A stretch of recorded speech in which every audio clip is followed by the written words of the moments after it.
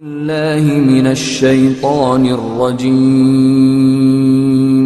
बिस्मिल्लाहिर्रहमानिर्रहीम। दोस्तों, मैं डॉक्टर नासिर खान आज आपको बताने जा रहा हूँ कि किस तरह से हम जो है बहुत सारी दवाइयों को मैन्युफैक्चरिंग करते हैं और मैन्युफैक्चरिंग करने के बाद बहुत सारी दवाइयों में जो इंग्रेडिएंट होने चाहिए वो इंग्रेडिएंट पूरे नहीं हो पाते हैं, जिसकी वजह से बहुत सारी दवाइयों का इफ़ेक्ट प्रॉपर तरीके से नहीं आ पाता है। आपकी शिकायत रहती है कि भई इस दवाई का रिज़ल्ट नहीं आया है, इससे ये काम नहीं हुआ है। तो उन सारी चीज़ों को देखते हुए मैंने सोचा क्यों ना आपको भी अवेयर किया जाए, क्योंकि आजकल जो है बहुत सारी छोटी-छोटी कंपनियाँ छोटे-छोटे प्रोडक्ट लेकर आ गई हैं, जिसकी वजह से ये दिक्कत पैदा होती है। क्योंकि उनके पास किसी भी तरह का रिसर्च मेथड नहीं है, रिसर्च के लिए कोई भी पेशेंट नहीं है और ना ही वो रिसर्च करवाते हैं। बस आपके सामने पेश कर देते हैं कि ये दवाई है और इसे ऐसे लगाना है, ऐसे खाना है। तो होता क्या है कि जो इंग्रीडिएंट आप रजिस्टर्ड करवाते हैं दवाई का, जो ड्रग ऑफिस है वहाँ पर हर एक दवाई का रजिस्ट्रेशन होता है मैन्युफैक्चरिंग के लिए। माना उसमें 10 दवाइयाँ थीं, 10 में जो है 5-5 ग्राम पड़नी थी, तो वो 5-5 ग्राम न डालकर बचत करने के लिए कई बार 4-4 ग्राम डाल दी, या उसकी प्रॉपर डोज नहीं बनाई, या उसे सही ढंग से नहीं बनाया गया। तो इसका क्या इफ़ेक्ट पड़ता है बॉडी पर कि उसका रिजल्ट प्रॉपर 100% नहीं आ पाता है। जब नहीं आ पाता है तो आपकी शिकायत ये रहती है कि इस दवाई को हमने बहुत सारी बार इस्तेमाल किया और रिजल्ट नहीं आया इसका।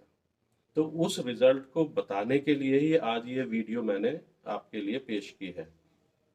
दोस्तों, अगर आपने मेरे चैनल को सब्सक्राइब नहीं किया है तो सब्सक्राइब ज़रूर कीजिएगा और इसके साथ-साथ बेल आइकॉन का बटन ज़रूर दबाइएगा, जिससे कि आपके पास नोटिफ़िकेशन टाइम टू टाइम पहुंचता रहे और इससे आप फ़ायदा उठाते रहें और आपके दोस्त भी आपका फ़ायदा महसूस करते रहें, क्योंकि जब आप खुश रहेंगे तो आपके दोस्त और पूरे परिवार में खुशी मिलेगी। तो दोस्तों, ये चीज़ें बहुत ज़रूरी थी बताना, इसीलिए ये वीडियो बनाई गई है कि आपका जो इस्तेमाल कर रहे हैं उस दवाई को, उस दवाई का प्रॉपर रिज़ल्ट 100% आना चाहिए। कई बार दवाइयों का रिज़ल्ट मैंने भी देखा है बहुत सारे मरीज़ों पर कि 50% आता है, 40% आता है। तो बहुत सारे हम दवाइयों के लिए बारे में जो कंपनियों से शिकायत भी करते हैं कि भई आपकी दवाई का इतना रिज़ल्ट नहीं है। तो वो कहते हैं नहीं, आपने जो है ना सही ढंग से दवाई इस्तेमाल नहीं करवाई होगी, वो बसते हैं। लेकिन कोई ये नहीं बताता कि इसमें इंग्रीडिएंट जो आपने दवाइयाँ डाली हैं, वो प्रॉपर डाली थी या प्रॉपर तरीके से बनाया था, जिस तरह से दवाइयों की किताबों में लिखा हुआ है, यूनानी की किताबों में या आयुर्वेद में लिखा हुआ है, उस तरह से आपने बनाया था। कई बार वो अपनी बचत करने के लिए उस चीज़ को कम-ज़्यादा करते रहते हैं। बहुत सारे लोग, ये एक गलत मेथड है। और दूसरा, अगर आपको मार्केट में कोई भी दवाई इस्तेमाल करवानी है मरीज़ के ऊपर, तो उसका रिसर्च पहले करवाना चाहिए कि इसका कितने परसेंट रिज़ल्ट आता है, इस दवाई का क्या साइड इफ़ेक्ट है और कितने परसेंट इसमें जो है साइड इफ़ेक्ट होता है, तो उसका इलाज क्या है। साइड इफ़ेक्ट अगर किसी दवाई का आता है, लगाने की वजह से खाल में कोई दिक्कत आती है, स्किन में किसी भी तरह के रैशेज़ आते हैं, या देखिए इलाज तो हो जाता है कि भई ये दवाई लगा के आप उसका इलाज कर सकते हैं, लेकिन वो आने ही नहीं चाहिए। सबसे बड़ी बात है कि वो चीज़ आपके आनी ही नहीं चाहिए। जब आएगी तो आपको नुकसान होगा उससे। तो नुकसान के देखते हुए ये प्रॉपर होना चाहिए कि वो इंग्रीडिएंट जो भी दवाई बनाने वाली कंपनी है, मैन्युफैक्चरिंग कंपनी है, वो प्रॉपर तरीके से अपनी दवाइयों के बारे में बताए, प्रॉपर तरीके से अपने रिप्रेजेंटेटिव को सही ढंग से समझाए कि इसमें कितनी क्वांटिटी है, कितने मरीजों पर ये रिसर्च की गई है। बहुत सारे आपने देखे होंगे स्प्रे हैं, या 4 प्ले के लिए बहुत सारी जो है गोलियां हैं, उनका इस्तेमाल करने के बारे में तो बता देती हैं। बड़ी-बड़ी कंपनियां तो रिसर्च करवाती हैं बहुत सारी, लेकिन जो छोटी कंपनियां हैं वो रिसर्च नहीं करवा पाती हैं, उनके पास इतना बजट नहीं होता है।